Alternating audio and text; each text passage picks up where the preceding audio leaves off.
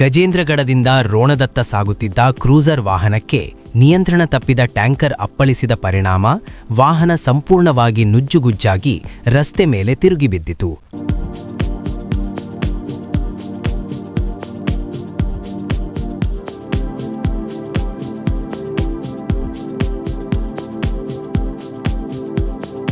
ಅಪಘಾತದ ತೀವ್ರತೆಗೆ ಸ್ಥಳದಲ್ಲೇ 2 ಕಾರ್ಮಿಕರು ಮೃತಪಟ್ಟರೆ, ಗಂಭೀರವಾಗಿ ಗಾಯಗೊಂಡ ಮತ್ತೊಬ್ಬರು ಆಸ್ಪತ್ರೆಯಲ್ಲಿ ಚಿಕಿತ್ಸೆ ಫಲಕಾರಿಯಾಗದೆ ಕೊನೆಯುಸಿರೆಳೆದರು.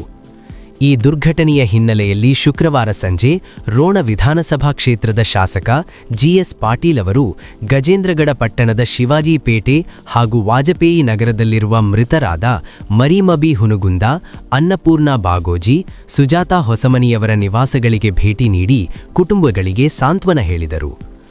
ದುಡಿಮೆಗಾಟಿ ಹೊರಟ ಬಡವರ ಜೀವ ಹೀಗೆ ಹೋಗಬಾರದು, ಸರ್ಕಾರ ಕುಟುಂಬಗಳ ಜತೆ ನಿಲ್ಲಲಿದೆ ಎಂದು ಭರವಸೆ ನೀಡಿದರು.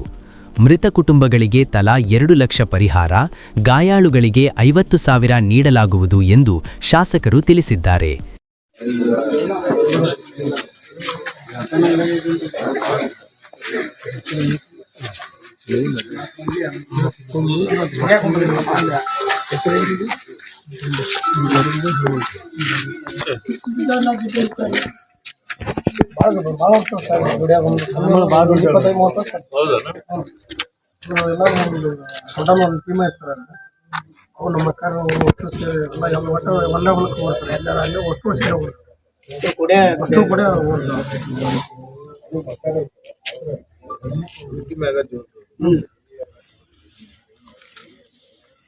ಹನ್ನೊಂದು ಗಂಟೆಯಿಂದ ಮತ್ತೆ ಬದ್ಲಿ ಕಡೆ ಹೋಗಿದ್ದೆ. 11 ಗಂಟೆಗೆ ಬಂದರೆ ಅಲ್ಲಿಗೆ ಅವ್ರು ಮತ್ತೆ ಬದ್ಲಿ ಕಡೆ ಮಾಡ್ತಾರೆ.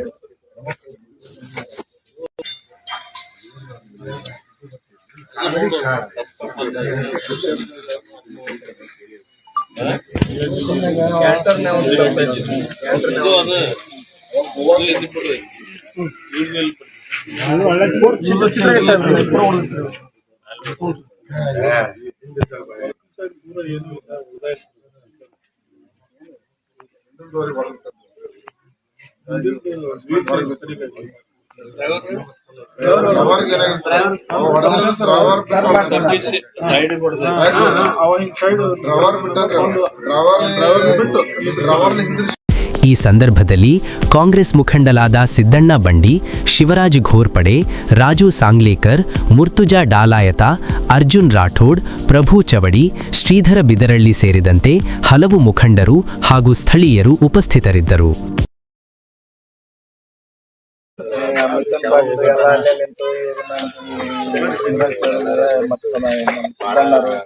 ಎಲ್ಲ ಹೆಲ್ಪ್ ಮಾಡಿ ಆದಷ್ಟು ಬೇಗ ಎಲ್ಲ ಕಾರ್ಯಕ್ರಮ ಮುಗಿಸ್ಯಾರೆ.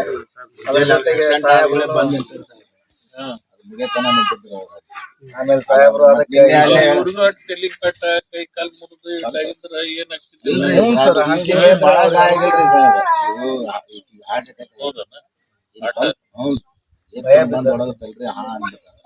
ಏನು ಗಾಯ ಇಲ್ರಿ, ಅಲ್ಲೇ ಜೀವ